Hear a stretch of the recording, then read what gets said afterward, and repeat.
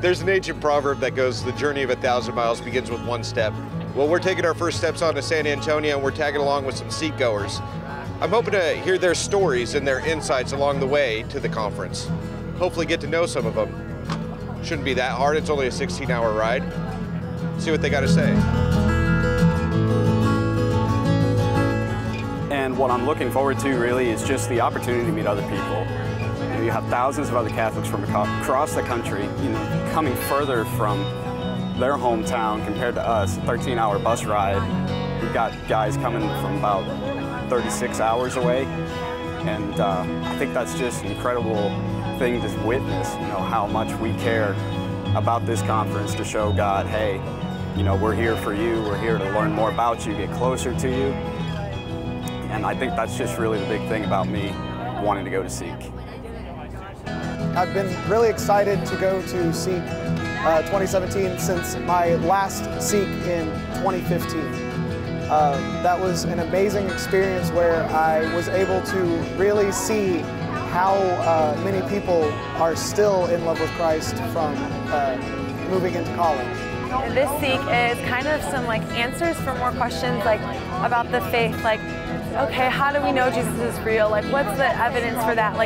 Where does this come from in the Bible? How does the Mass, how does the Mass relate to the Bible, and where does it come from? And I think the last Seek I went to, I was really focused on more of myself and my personal relationships, and I feel like those have been a lot better. So this Seek, I'm really looking forward to learning more about the church and the faith, and kind of getting some of those answers that I'm looking for, which I think will help strengthen my faith too. Yeah, I got to go to Seek 2 years ago, so this time I'm hoping it'll be different, because last time I was at Seek, I was in a relationship with a guy that I should not have been in a relationship with, and so I was going for him more than I was for myself. And so this time I'm excited to experience it for my own and do things that I want to and work on my relationship with the Lord.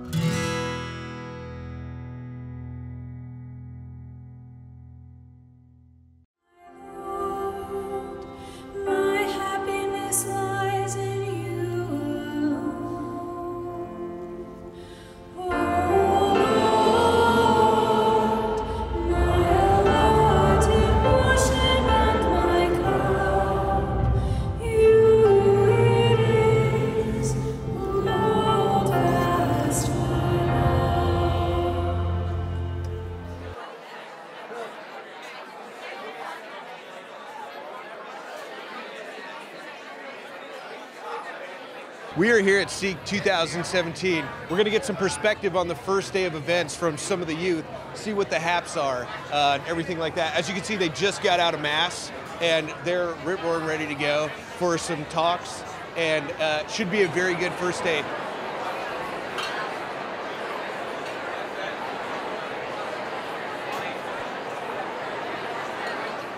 And it really just struck me this morning how everybody from around the nation is gathered together.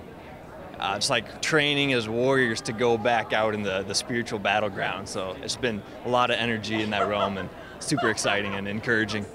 It's big, and it's really cool to see all these students come together and they're so different, but we all have this one thing in common, and that we're all Catholic. I just wanted to come and bring as many friends as possible, because I know how people encounter Christ here in a different way, in a way that they can't anywhere else, because it's so unique, and they bring so many people together, but mostly they encounter Christ in the Eucharist, and that's the most important thing we can do at this conference, and people are changed. I mean, how can you not change by being so close to the creator of the universe? And I'm just really excited to bring this back to campus. This is my third Seek, and I have just loved every minute of it. It's been so great to just experience all of the students. I'm a missionary, and just experience all the students enjoying each other, enjoying all the talks, enjoying the Lord in Mass. And yeah, I hope that we can just continue to grow in love of the Lord together. Amen. We're here with Mr. Tom Monahan of Ave Maria, the founder of the university I graduated from. Mr. Monahan, how are you doing today? Doing well. Doing well. Great. Is this the first Seek conference you've attended? This is the third. The third, okay. And how does this year compare so far with the other ones? Well, it's bigger, but it's still very inspiring to see all these young kids turned on to the faith like they are. It's very exciting. So what is it in all the years that you have been working, what draws you to working with college students? Well, I thought that was where you get the most bang for the dollar, most souls for the dollar. So, but that school really deepened my faith and brought me back to the church. It was such a great thing. So I hope people watching this know it's good to be in that community. And I bet you would agree, like a community of like-minded people helps strengthen you so that when you go out into the world, you're able to take your faith with you and not have it something that you're afraid of sharing, but it becomes a part of who you are, just like the disciples went out and proclaimed the good news. I think that's a lot of what Ave does, is educates people strong to go out into the world. Well, it was the best way I knew how to help people get to heaven with what God's given. Pizza helps too, though. Well, the money from pizza helps. Yeah, there you go. Baseball, pizza, and rigorous Catholic teaching, it all helps. And Ave Maria. Community is definitely essential wherever you're at. So like here you can get that basis and see people who have that fire in their heart for God, and then together you can grow and you can take that back to your campus. You want it? Ready? Oh shoot! One of the signs that I have noticed here is, see, people are engaged. They don't have their faces buried in their cell phone. They're talking, they're laughing, they're enjoying the company of one another. It's not Facebook time and Twitter time, not that those are bad, and it has been amazing to see just how interactive they are with one another.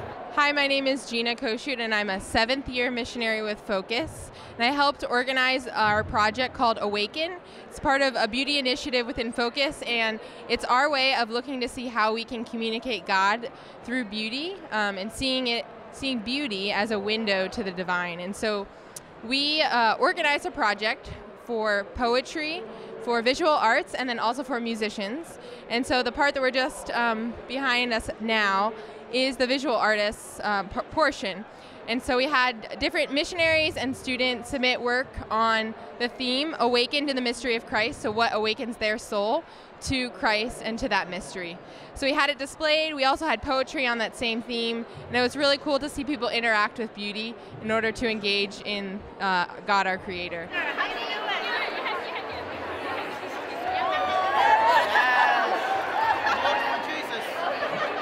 There are a lot of happy Catholic students here right now, motivated by the free food up that way. The sound you're hearing is the escalator dying under the weight of their happiness. I warned the cops that Catholic kids are crazy. Didn't I warn them?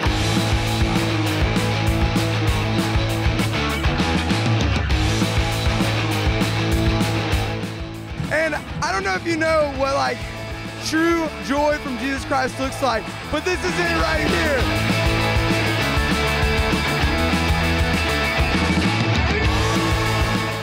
This is the craziest thing I've ever seen, and the best way possible. Just 13,000 people praising God, getting down. Greatest week of my life, honestly. I love the atmosphere at Seek. Everyone's so excited and everyone's just getting pumped up by the amazing band and like all the songs and all the lights. It's just a great atmosphere to be here and praise God for what He's done for us.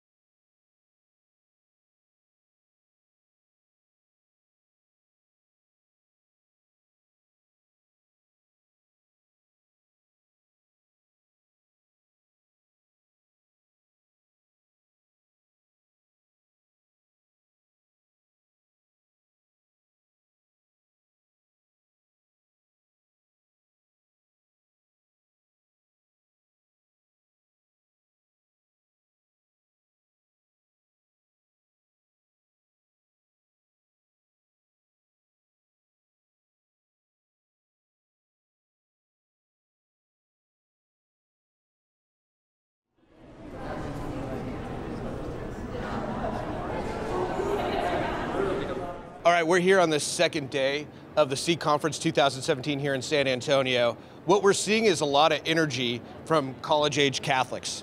But what we're not seeing is a lot of caffeine. This energy is coming from being surrounded by so many like-minded, so many Christ-filled Catholics. So we're going to talk to some of them today, see how they're feeling, see who they're interested in talking to, and see what they got to say about everything. So let's go talk to some of them. So how have you grown so far at the Seek Conference? I would say that I've grown mostly as in learning how to really love as a Christian and get closer to God. The experience here so far at Seek has literally been life-changing, and I know that might sound a little dramatic, but people will tell you that, like, you need to go, it's great, like, you'll just feel at peace, but I didn't really think that, and now I do. It's like one of those things where you won't get the full effect until you're actually there. And I think that's the best way to sum up like my experience here is like, it's honestly changed my life. I'm going to Audrey Assad's talk today and I'm super excited about that. I love her music. So I'm really excited to go to her talk, and the topic that she's talking about is really relatable to me and my life and my experiences, so I'm really excited to see what she has to say, what she's going to talk about. So for me, Catholic faith is integrated into every portion of the fabric of my life. Sometimes that means I make worship music, and sometimes it means I start a band with someone and we do an alt country side project and whatever. But for me, it's really more about the soil, you know, of my heart, where all of this stuff is planted, being fertile and open. And so hopefully I conduct my business and do my art with integrity and with devotion and discipline and all the things that I think a Catholic faith fosters. How important are the sacraments for you guys at this stage of your life? They are super important. I think it just brings your faith to a whole nother level and meaningful, and it's deep, and I think they're very important. How about for you? Yeah, I think especially in my own conversion, being able to receive the grace tangibly in each of the sacraments and to have the knowledge that we don't walk away unchanged and to be able to draw so much off of that is really what keeps us as Catholics sane in the world, and just like finding that joy and that beauty. The sacraments are part of the soil of my heart, you know. I don't know exactly how they directly impact the songs themselves, but I can say that they are an anchor for me, and a real, like, often a place of rest for me. And so, you know, the sacrament of Eucharist in particular, I can't give you a one-to-one analogy for or a one-to-one example of how it affects my songwriting, but I can say that it tills the soil of my heart in a way that I think probably little else could. So to me, it's important the way that faith is important. You know, it's important that I have that identity from which I conduct my life. One of the things that I'm hoping to discover while I'm here at the conference is the advice that some of the greatest minds in the Catholic Church have to offer the youth of the nation. So what advice do you give to young college-age Catholics, especially, who are maybe struggling with this addiction? Well, I think what we need to do is understand the nature of the addiction. I think as Catholics, we so often say, you know, you ought to understand grace builds upon nature. But really, many of us don't understand the nature of porn addiction. And so I think what we've done up until recently is, since we didn't really understand it, we would sort of throw graceful sounding words at people, you know, in the confessional or elsewhere about praying more or something. And then these people would sort of nod sagely, because you don't want to disagree, but they would remain unhelped. And that's not because prayer isn't efficacious, but it's because we need to get to the natural part of the issue as well. Like if someone was exhibiting signs of clinical depression, you would say more than meditate on the joyful mysteries of the Rosary. And so pray it away is kind of, yeah. Exactly. So more needs to be done. We need accountability. I'd say like that's the first thing. You need someone to be accountable to. You need to have covenantized sort of software on your devices. If you don't have that, you should question whether or not you're even serious about recovery. And then after that, I think one thing I'd like to say is recognizing that freedom from pornography and sexual sin isn't so much a destination that we reach, but it's a daily choice that we have to make by our actions. But I think too often we think, well, if I do this, if I pray this, if I read this book, I go on this retreat, then I'll be free. But what is free? You know, it's so freedom's a daily choice we make by our actions. It's kind of a very secret thing. So to have someone willing to go up and talk about it in front of a lot of people is something that's really comforting to me, and I'm really excited to hear about it. There's a lot of awkward things to talk about in terms of sin that, I mean, in my Bible study, we've never even discussed sexual sin. And so to have it be such a prominent thing here and to kind of just like force us into that conversation, I think is really good, because there's not enough discussion on it on campus or in Bible groups or anything. And so I think it'll be a good way to like open the door for that. Healing from sexual sin is really about receiving the mercy of God and understanding that while we were yet sinners, Christ died for us. And that's one of the hardest lessons for our young people to really internalize, especially when they've been carrying something around for so long. And that's often the beginning of a recovery process for young people when they finally can hear that message of mercy.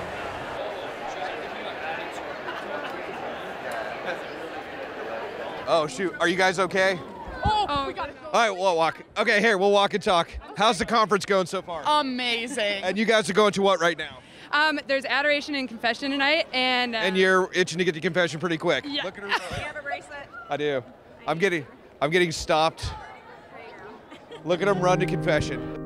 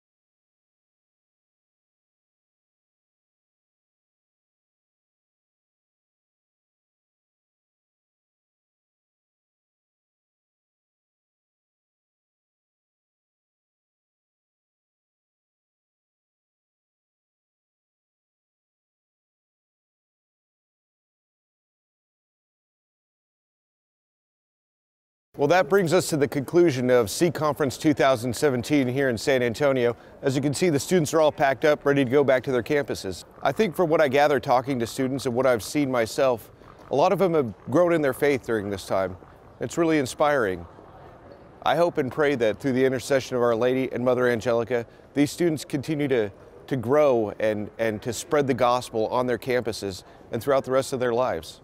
And what do you hope to take back to your campus from this experience? I really hope to be able to, well, I learned a lot about my own dignity, and I really believe that in order to share the love of Christ with others, we have to know who we are first.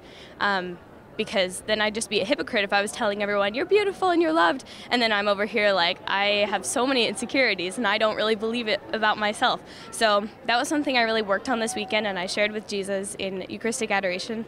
And so I hope to take back really the knowledge and the hope that I have for the women of the world especially, and all people, so that I can really help them to see their dignity and that they're made for so much more than what the world tells us. What's been the best part for you guys? I think adoration last night was just mind-blowing. The Lord was so present in so many strong ways, and just to see students almost like wrecked with Jesus' presence was so powerful. When they were doing the procession with when we were doing the confessions and stuff, I was on my knees for a long time. And a lot of other people too, and just like following the Eucharist, it was just amazing to see all that. Very uplifting to know that there are other young Catholics passionate about their faith. Well, the adoration that we had, like seeing everybody there, it really inspired me to know that there's more than, you know, just a few people that really actually care about the faith. So being here at adoration today, I think a lot of time at our own college campuses, it's really hard to feel like you're part of something really small and to feel like the Catholic group is very ineffective and very minor, but when you come to something as big as 13,000 people in adoration, all with the same like foundation of faith, it's really inspiring to me just to know that we're not alone as college Catholic kids who are trying to live out the faith in society and culture. It's improper to do so. I just became, through adoration and Mass and just the speakers, I totally grew my faith just by learning to trust in God and just giving my life completely. Awesome. How about for you? Yeah, it was beautiful to see not only just like Christ magnified in 13,000 people, but that he met every single one of them individually where they're at and like spoke to us exactly what we needed to hear this week. Yeah. My faith has absolutely grown, and I think it's going to be a lot easier to take the energy back because we've got this group of people from our Newman Center ready to go and apply everything we've learned and spread the energy and the love of Christ. And it's an absolute pleasure for me to be here, just to be a part of this movement, to see our young people carry on, you know, this great tradition that was handed on to us, and to feel as if they're a part of this great church. This is their church, and they are so affirmed to live out their Catholic identity in a unique way. And this is just a blessing for me, and I'm so happy to be a part of it. And thank you, Seek 2017. The conference was fantastic. Adoration on Thursday night was one of the most refreshing experiences. I've had some amazing adorations before, but whenever you have a fantastic adoration, it just sticks out in your mind like a shining light of amazing fun and beauty. And moving on to another thing, the talks were fantastic. The speakers, listening to Jason Everett, Coach Lou, those were the people that really brought me to my comfort zone and started to make me realize it's like, okay, marriage seems to be in my alley. Now, what do I have to do? And, you know, Jason Everett talking about what to do before marriage to make sure that we as men have the tools necessary to prepare ourselves to be able to meet our future brides and say, hey, you know, I'm here for you. I want to, Sarah Swafford, in fact, actually mentioned, it's like, I promise to not use you, and I promise that you will not use me. Before I came to the conference, I had like a struggle with like understanding Mary, and especially like understanding evidence for like Jesus, and like understanding like where things came from. And like leaving the conference, I went to a talk by Father Michael Gately, who wrote the 33 Days to Morning Glory about Mary and the Marian consecration, and it kind of gave me a lot more peace about like understanding like who Mary is and like who she is for us and like as a mother. And so just the conference, I feel like it gave me just a lot more of an understanding of my faith. And just seeing the amount of people, 12,000, 13,000 Catholic college students in one area in adoration was like one of the most beautiful things I've ever seen. This whole week they reminded us that God loves you right now in your sin and your garbage and everything, and I don't think I ever realized that. I think I was just like so ashamed of like the sins that have been like taking control of my life that I didn't think about his love. I just thought of how like ashamed I was of myself. And I think the biggest thing is that knowing that his love is there and it's real, and how important it is to me now. Like the other night when we were at adoration and I like saw the Eucharist, and I think it obviously was glowing because like lights were shining on it, but for some reason I just felt like he was there, and I know he was there, and it hit me hard, and I just started letting go because I felt like this weight had just been lifted off my shoulders, and it was an overwhelming feeling that I can't really express right now, but when I looked at it, it was almost like I had an image in my head that like Jesus was hugging me, like saying like, welcome home, like you're home.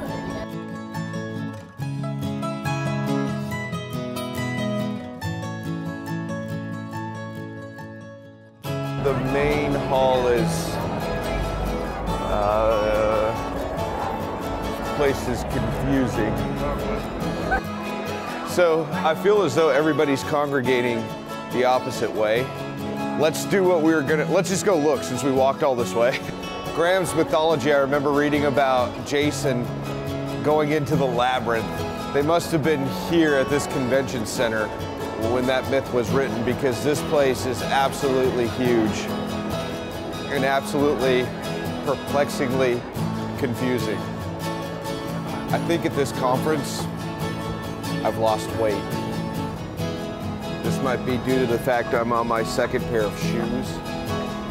I think I've put in about 50, 60 clicks a day. I don't know what a click is, but I'm sure it's a large measurement of walking, and I have walked it.